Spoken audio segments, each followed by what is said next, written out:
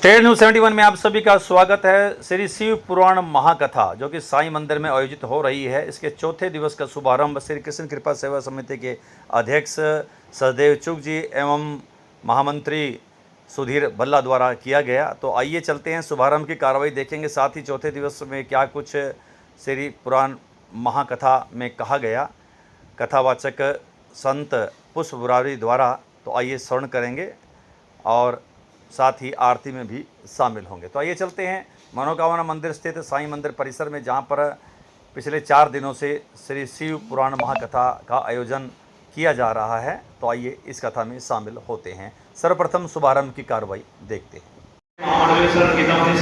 स्वामी ज्ञानानंद जी महाराज के पावन सानिध्य में वर्ष भर अनेक कार्यक्रम चलते रहते हैं। अभी चर्चा भी कर रहे थे, इंडोनेशिया में भी एक बहुत बढ़िया कार्यक्रम है महाराष्ट्र का, उसकी चर्चा कर रहे थे कि आपके साथ चलें। तो वर्ष भर विभिन्न प्रकार के और सत्संग में समाज सेवा के बहुत से कार्यक्रम, कहीं रक्तदान शिविर की बात आई, कहीं अनाज वितरण की बात आई, और भी स्थायी और अस्थायी प्रकल्प लगातार चलते रहते हैं। अभी इसकी चर्चा तो हमारे सुधीर भल्ला जी करेंगे। तो विलंब न करते हुए मैं चाहूँगा श्री तुलसीराम सेने जी, धर्मपाल सेने जी, श्री रमेश जिंदल जी, सह सम्मान भाई सचदेव चुग जी और रमेश हमारे सुधीर भल्ला जी को सह सम्मान लेकर आए और उनके हाथों से पहले महाराज जी को आशीर्वाद लें। भल्ला साहब भी जब से पहली कथा आरंभ हुई तब से दोनों भाई हमारे सचदेव चुग जी और भल्ला साहब दोनों सर्वाधिक दौर से हम कह सकते हैं कथा के संचालन में स्टार्टिंग से खड़े हैं और अब तक भी खड़े हुए हैं। तो बहुत बहुत आशीर्वाद है महाराज श्री का इन दोनों भाइयों पर, और लगातार ये हमारा इस कार्यक्रम में पूरा सहयोग रहता है। तो अब शुभारंभ की कार्रवाई भी श्री सचदेव चुग जी के माध्यम से और श्री सुधीर भल्ला जी के कर कमलों से होने जा रहा है। और साथ ही इस कार्य में सहयोग श्री धर्मपाल जी, श्री रमेश जिंदल जी, जिंदल टेंट हाउस जिनके सुंदर से आप देख रहे, सुंदर व्यवस्था यहाँ पर की हुई है। श्री मंगल राम सेठी जी, आप भी अपने हाथों से शुभारंभ की कार्रवाई करें, आशीर्वाद करें। हमारे चुग साहब धर्म के कार्य में सदैव आगे समाज के अंदर अग्रणी भूमिका में रहते हैं। असुली जी भी लगातार सेवा पिछले 16-17 सालों से हैं और महाराज के बहुत परम शिष्य हैं। ये कृपा है इनके पास। श्री रमेश जिंदल जी, जिंदल टेंट हाउस, बहुत एक धार्मिक व्यक्तित्व। अपने कथा पर भगवान भोलेनाथ जी का बुलावा उन्हीं को रहता है जो धर्म कर्म के कार्य में रुचि लेते हैं। इन पर परमात्मा की कृपा। आज के धर्म जागरण केंद्र में 11 पता है कि हर मंगलवार को हम लोग धर्म जागरण चर्चा होती है। काफी संख्या में लगभग 150 लोग वहां पर वही बात कर रहे थे। बहुत से लोग आना चाहते हैं लेकिन जब तक उसकी कृपा नहीं आएगी, बहुत से लोग प्रसाद की सेवा करने से जब तक उसकी कृपा होगी नहीं कर सकेंगे।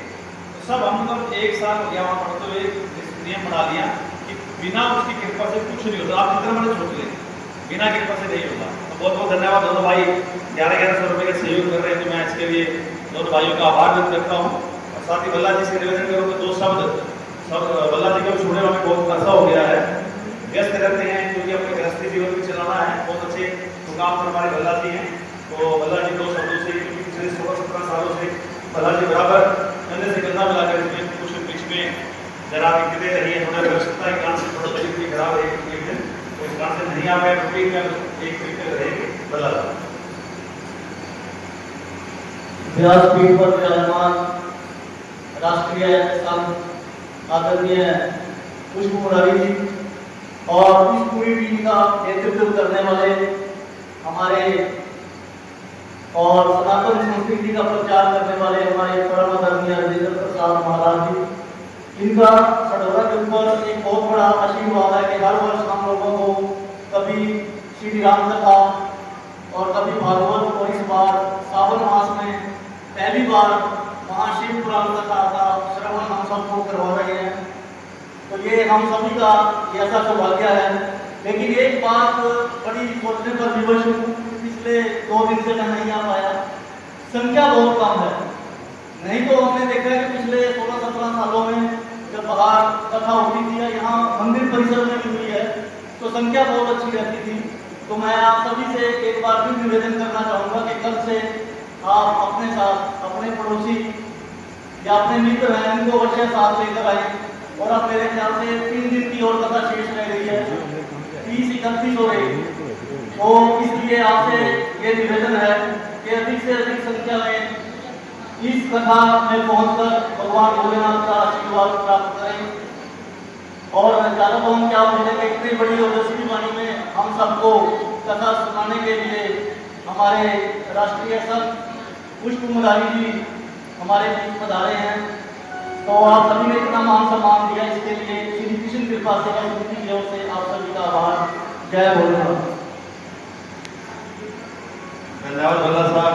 और जैसे कल भी निवेदन किया गया था, व्यस्तता के कारण से, क्योंकि आज हनुमान जी की अपना कार्यक्रम चर्चा रहती है और उसके बाद एक परिवार में मेरा भी जाना रहता है कार्यक्रम के बाद जो है अभी जल्दी जल्दी में उसको शुरू किया। इधर 25 कमरे बनाने का प्लान है, क्योंकि उसको भी कम पड़ेगा, मेरे को पता है, क्योंकि भारत में सारा क्षेत्र है, राजस्थान वगैरह वगैरह वगैरह। आप सब YouTube के माध्यम से देखते ही रहते होंगे कहाँ कहाँ प्रोग्राम चलते रहते हैं। बिहार, दिल्ली, गुजरात, पंजाब, तो बहुत ज़्यादा जगह जाना पड़ता है, तो इस वजह से वो जगह भी थोड़ी कम पड़ रही है। लेकिन फिलहाल अभी उसमें 25 कमरे बनाने का विचार है, फिर आगे और एक जगह की बात चल रही है।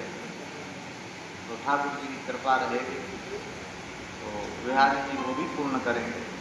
हालांकि वो आनंद बरस रहा है। तो